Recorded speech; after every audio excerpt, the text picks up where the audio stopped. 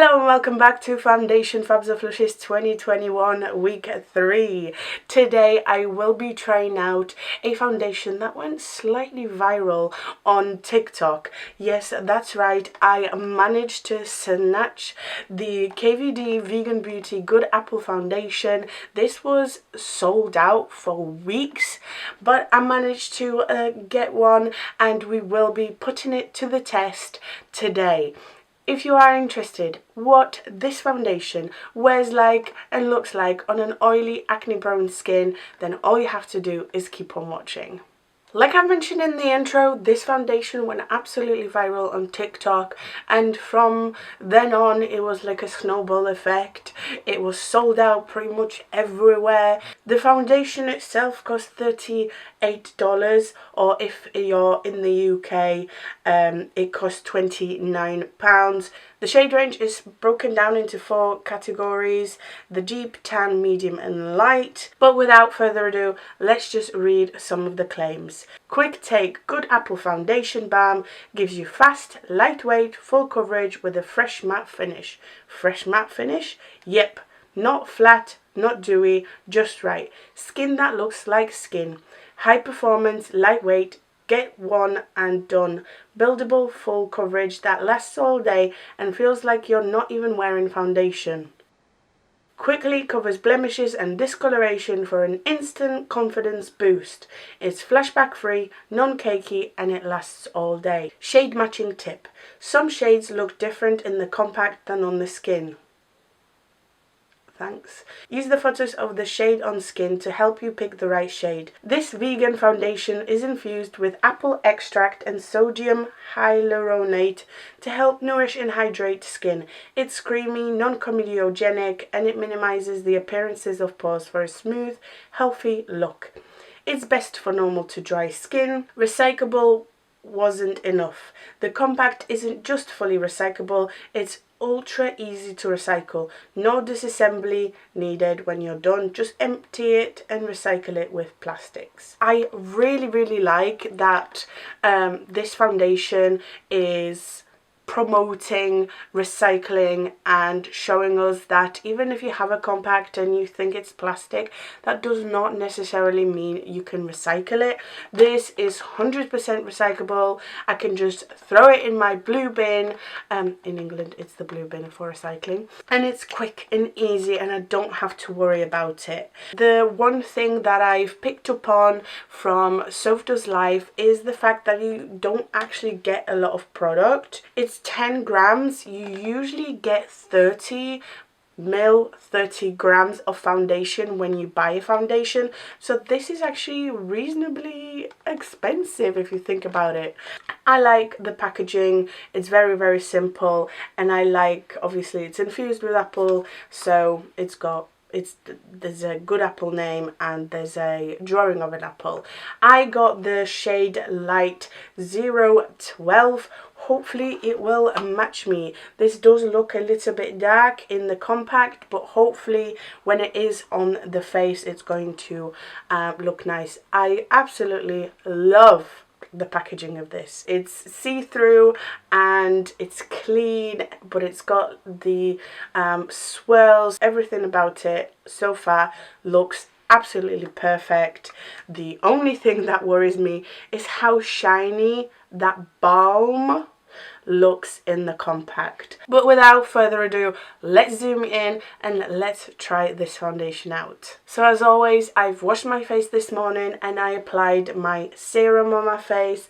I didn't apply moisturizer because it's actually quite warm outside. This will do just fine by itself. And as always, I have several tools to try out. I have my favourite dampened sponge, I have a dry sponge, and I have a brush. I will be trying several different techniques. I'm going to dip my finger in there. I'm just going to apply it with my finger to see if the shade match is fine. I think it's almost perfect. I'm going to try a damp sponge because I personally think this might not actually work for this particular product. Let's have a go though. I am impressed already. I was totally wrong. The sponge works, and it works quite nicely. It looks like it's picking up a lot, but it doesn't look too heavy on the face. Wow, wow, wow. Not surprised this went viral on TikTok. This is one side of my face with one layer of the foundation on, applied with a damp sponge in comparison to my bare face. It's not immediately full coverage. This is more of like a medium sort of high, especially, you know, down here. I didn't put a lot there. I tried to distribute this foundation nice and evenly, and surprisingly, for how much coverage this has at this point, it really does feel like next to nothing. Let's try a brush this time. I personally am not the biggest fan of brushes, and I feel like applying it with a brush will actually make it quite heavy looking or heavy feeling. Alright, I spoke too soon. This, when it comes to application, I feel like it's goof proof. That does not look bad at all. It's not like it's settling, it's not making it streaky. Because I want to try out the dry sponge, I'm going to leave this bad boy. This is what my jaw, my chin, my cheek and my nose look like with one layer of the foundation on, applied with a brush in comparison to my bare face. Is it my favourite? I still prefer the sponge side, but it does not look bad. Let's try the dry sponge. I'm going to pick some of the foundation up. I mean, I know that a dry sponge gives you the most coverage out of all the tools, usually. Not always, but usually. But wow, like that spot is barely there. I'm going to take like the tip. I am very impressed, and you know what? I really like the finish as well. I do feel it's a little bit too shiny for an oily skin. I can only imagine this slipping down my face later on in the day, but for now it looks really, really nice, and it honestly does not look heavy. It is not completely full coverage, but I'm sure you can build it. Before I try out a cream bronzer and some concealer on top of this, I'm going to let you know that it is 9:38, like we usually start my tests. For my cream contour, I'm going to be using Fenty Beauty Butter Biscuit.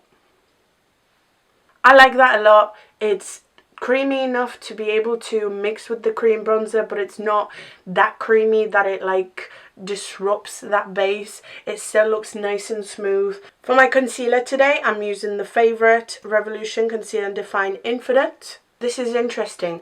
The concealer kind of removed some of the foundation around my eye area where I tried to merge the two. It just wouldn't. It's easily fixable. I can take, you know, that sponge that I was using with a little bit of the foundation on and kind of blend it in like that. It's very likely that I would have to use a different concealer if I were to use this foundation on the daily. I'm going to need to powder, so I'm taking my Laura Mercier translucent. I'm going to start with my under eyes and then my T-zone, and then I might dust some powder all the way around my face. So as we can see, I lost some of the coverage when powdering this down, but it still looks nice, you know. I still kind of like it. Immediately, is it worth £29? In my opinion, no, it's not. I don't think this foundation is particularly for me. Again, I really, really like the coverage. I really like the finish. I can see this on a normal, a combination skin, which this foundation is intended for. I'm only kind of trying it out because I want to, but let's see how it wears throughout the day. I'm going to show you what I look like in a couple of hours. 2 hours in, guys, and I am very, very impressed. The foundation looks exactly the same as when I finished my makeup. As you can see, I didn't do any more makeup than what I did on camera. It looks good. There's maybe just the tiniest little bit of sheen next to my nose and my cheek, but other than that, it looks good. I'll see you in a couple more hours. Maybe we'll have a bigger change then. Hour number 4, and we definitely need an update because I've been hanging my LED lights in my room and I've been sweating. You can definitely tell I've been sweating, and I definitely need to blot. As you can see, my face is shiny, especially the center of my face. Obviously it has built up over time, but overall I'm like super impressed with this foundation. I have definitely thought this would fall apart a lot quicker than it is, but before I say any more, I'm just going to blot. Slight bit of sweat, a little bit of transfer. Let's see how I look. You guys, this looks really good. Obviously the foundation has come off some of my blemishes, the ones that are really like visible and stick out of my face basically. That does not look bad. I do have some of the foundation missing, like around my nose and a little bit on this cheek, as you can see, but I think that's because of the amount of oil that I had. So when I did blot, it kind of came off, but it's fine. It's definitely surpassed my expectations at this moment in time. 7 hours in, you guys, and I need to make a check-in because I had to pop into the shop and obviously I had a mask on, and if you can see, I almost have like a halo of concealer, and my redness overall is starting to come through. Like the center of my face is separating, this is caking up, and overall it's this is the breaking point, I would say. I definitely need to blot because my forehead is like a neon light, so let me do that really quickly. This is the transfer and this is my face. It doesn't look bad, but it does not look great, and the only reason I think it doesn't look bad is that it has a lot of coverage, so a lot of it can come off before it looks bad. I definitely would say this is the breaking point. All right, you guys, officially hour number 12. I am absolutely shocked that this is still even on my face. Like, honestly, I feel oily and I feel ready to take this off. I definitely do not look great, do not look the best, but honestly, like for 12 hours, you guys, that does not look bad. Is it worth £29? I don't know. I personally feel like it's a little bit too much for a person with oily skin. I definitely needed to powder it down, and it definitely got oily throughout the day. I needed to blot. It did come off in the center of my face.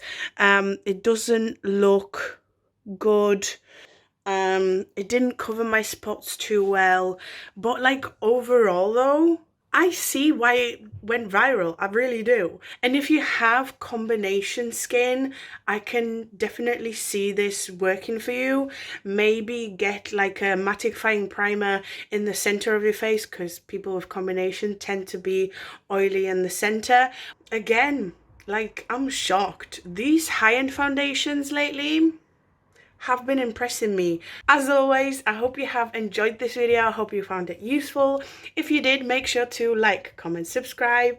But for now, thank you so much for watching Fabs or Flushes 2021 week 3, and I invite you for next week with another foundation. Thank you so much for watching. You are the best, and I hope to see you next time.